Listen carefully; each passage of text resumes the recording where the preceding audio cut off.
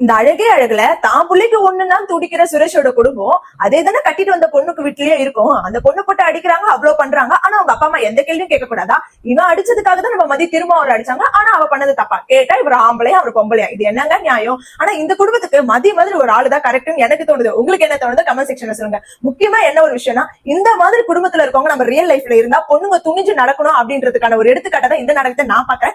நீங்க எப்படி பாக்குறீங்கன்றதே கமெண்ட் செக்ஷன்ல சொல்லுங்க. ஃபர்ஸ்ட் சீன் வந்து பாத்தீங்கன்னா நம்மளோட தங்கராஜ் வந்து அவங்க மாமனார் மாமியார் கிட்ட உட்காந்து பேசிட்டு இருக்காங்க. சோ நேத்து என்னெல்லாம் நடந்தது அப்படின்னு சொல்லிட்டு அவங்களோட மாமியார் வந்து தங்கராஜ் கிட்ட எக்ஸ்பிளைன் பண்ணிட்டு இருக்காங்க. உடனே மாப்பிள்ளை இது என்ன பண்றதுன்னே தெரியல அப்படின்னு அவங்க அப்பா அம்மா கூப்பிடும்போது அனுப்பி விட்டுருக்கணும் அப்படின்னு அவங்க அம்மா சொல்லும்போது அவங்க மாமியார் சொல்லும்போது தங்கராஜ் என்ன சொல்றாருன்னா, அவ போயிட்டு அவங்க வீட்டுல அவங்க அப்பா அம்மா வீட்டுல சும்மா இருப்பான்னு நினைக்கிறீங்களா? போய் போலீஸ் ஸ்டேஷன்ல தான் கம்ப்ளைண்ட் கொடுப்பா. அப்புறம் குடும்பத்தோட நம்ம தான் போய் உள்ள உட்காரணும். சோ அது வந்து ஒரு பெரிய பிரச்சனை ஆயிடும். அதனால வந்துட்டு இந்த பிரச்சனை இதோட முட்டுருங்க, இனிமே ஒழுங்கா இருப்பா. அப்படி இல்லன்னா கல்யாணம் பண்ணி வச்ச பாவத்துக்காக என்ன கூப்பிடுங்க, நான் வந்து முடிச்சு வச்சுட்டு போறேன் அப்படின்னு சொல்லிட்டு குத்தி காட்டி பேசுறாரு. ஆனா அதை கூட இந்த குத்தி காட்ட மாமனார் மாமியாருக்கு புரியல. மாப்பிள்ளைய தூக்கி வச்சுன்னு பேசுறாங்க. இவராலதான் இந்த குடும்பத்தை இவ்வளவு பிரச்சனை வருதுன்றது கூட தெரியாத அளவுக்கு அவங்க ஒரு மாப்பிள்ளை அவ்வளவு நம்பிக்கை வச்சிருக்காங்க. சீரியஸாவே இது எப்படின்றது எனக்கு புரியல. சோ அடுத்த சீன் வந்து பாத்தீங்கன்னா இங்க நல்ல விதமா பேசிட்டு அங்க போய் சுரேஷ் ஏத்தி விடுறாரு. என்னன்னா ஏன்டா ஒரு பொம்பளை கிட்ட போய் அடி வாங்கிட்டு வந்து நிக்கிறேன், உனக்கு அசிங்கமா இல்ல? உடனே நினைச்சா எனக்கு அசிங்கமா இருக்கு, அவளுக்கு கண்ட்ரோல் வச்சுக்க முடியும் அப்படின்னா, ஐயோ மாமா அவளால யாராலையும் குடும்பம் நடத்த முடியாது, கூட அவளுக்கு பாயா அப்படின்னா அப்படிதான் சுரேஷ் இருப்பாங்க. ஆனா நீ தான் அந்த கண்ட்ரோல் வச்சுக்கணும். அதுதான் ஒரு ஆம்பளை திமிரு, ஆம்பளை கெத்து அப்படின்றதே அவங்க மனசுல அவர் திணிக்கிறாரு. ஆம்பளை எனக்கு புரியல சீரியஸாவே. ஆம்பளைன்றதுல எந்தெந்த விஷயத்துல காட்டுறாங்களோ நான் பொண்டாட்டியில வந்து ஆம்பளை அப்படின்றதுல மட்டும் கிடையாம அவங்க நல்லா வச்சு பாத்துக்கணும், அவங்களை அன்பா வச்சு பாத்துக்கணும், இந்த விஷயத்துல எல்லாம் காட்டினாதான் ஒரு ஆம்பளைன்ற ஒரு ஃபீல் பொம்பளைக்கு வரும். அந்த ஒரு பேசிக் சென்ஸ் கூட கிடையாம நான் ஆம்பளை, நீ பொம்பளை வந்து உன் கீழே தான் வச்சிருக்கணும் அப்படின்ற ஒரு மைண்ட் செட்டே சுரேஷ் மனசுல திணிக்கிறாரு. அவனை நல்லா ஏத்தி விட்டுறாரு. நீ நல்லா அவளை வந்துட்டு இது பண்ணு, அவளை உன் கண்ட்ரோலுக்குள்ள நீ கொண்டு வா, அப்பதான் நான் உன்னை மாப்பிளையா ஒரு பெருமையா நினைப்பா அப்படின்னு சொல்லிட்டு அவனை நல்லா ஏத்தி விட்டுட்டு இருக்காரு. சோ அடுத்த சீன் வந்து பாத்தீங்கன்னா நம்ம மதி, மலர் அண்ட் ரேவதி உங்க 3 பேருமே வந்து ஒரு குரூப் வாட்ஸ்அப் குரூப் ஓபன் பண்ணாங்க. சோ அதுல உட்காந்து பேசிட்டு இருக்காங்க.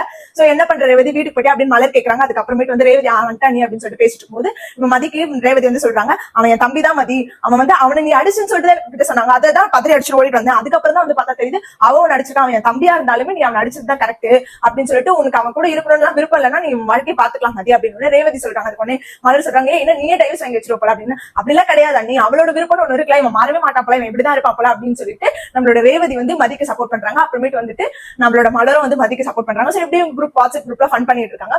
சோ அடுத்த சீன் வந்து பாத்தீங்கன்னா நம்மளோட பாக்யராஜ் வந்து அவங்க அப்பா வெளியில உட்காந்து பார்த்து ஏன் பையன் தூங்கலையா அப்படின்னு சொல்லிட்டு கேட்கிறாரு. எங்கடா தூக்கமே வரலடா, ஒரு மாறி இருக்கு அப்படின்னு பேசிட்டே இருக்கும்போது நம்ம சுரேஷ் கிட்ட இருந்து பாக்யராஜுக்கு போன் வருது. வெளியில தான் உட்காந்துட்டு இருக்கேன், வாடா கொஞ்சம் வந்து என்ன கூட்டு அப்படின்னு. என்னடா குடிச்சிருக்கேன் அப்படின்னு சொல்லிட்டு ஏன் அப்படி பண்ற, உள்ள ஒரு அப்பா வந்துட்டு இருக்காரு, வாடா நீ குடிச்சது பார்த்தா கஷ்டப்படுவார் அப்படின்னு உள்ள கூட்டிட்டு வரும்போது அவங்க அப்பா வந்து சுரேஷ் இங்க வா அப்படின்னு சொல்லிட்டு கேட்டுட்டு அவர் வந்து பெருசா அதை அப்படியே ஐயோ குடிச்சிருக்கானே இது ஒரு பெரிய பிரச்சனையா நினைச்சா. ஆனா அவர் வந்து புரிஞ்சுக்கிட்டு உங்க கவலை எனக்கு புரியுது, அவங்க கஷ்டம் எனக்கு புரியுது, ஆனா அவன் வந்து உனக்கு பொண்டாட்டி தான் சரியில்லை, ஆனா உங்க குடும்பம் உனக்கு நல்ல குடும்பம் தானே, சோ அதனால ஒண்ணு நீ எங்களுக்கு வேணும், அதனால இதெல்லாம் பண்ணாதரா அப்படின்னு சொல்லிட்டு சொல்றாரு. அப்பா என்னால முடியலப்பா, நான் ரொம்ப கவலையா இருக்கேன், நல்லா குடிச்சுக்க அப்படின்னு, உங்க கஷ்டம் எனக்கு புரியுதுரா, பாக்கலாம் அப்படின்னு சொல்லிட்டு தான் சொல்றாரு. தவிர நீ கொஞ்சம் பணிஞ்சு போ, நீ கொஞ்சம் அடங்கிப்போ அப்படின்ட்டு கூட ஒரு பிள்ளைக்கு நல்ல அட்வைஸ் சொல்ல மாட்டேங்கிறாரு. அப்புறமே வந்து பார்த்தா திமிரா கெத்தாயிரு அப்படின்ற மாதிரி தான் சொல்றாரு. சொல்லி முடிச்சுட்டு அவங்க அப்பா கவலைப்பட்டுட்டு போறாரு.